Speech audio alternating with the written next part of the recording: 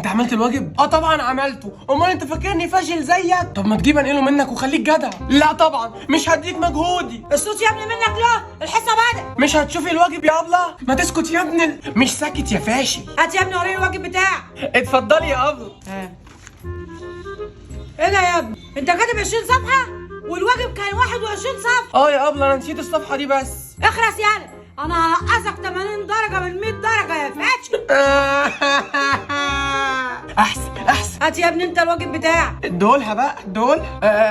الله، هو انت حلوه كده ليه يا ابله؟ بجد يا ابني ربنا يكبر بخاطرك، كلك ذوق والله. هو ممكن يا ابله تحكي لنا عن سر جمالك عشان يعني نبقى حلوين زيك؟ بس كده ده من عينيا. بصوا يا اولاد، انا هحكي لكم. انا بقوم من النوم بشرب ميه كل يوم بعد ساعة وبس كده، ده الروتين بتاعي.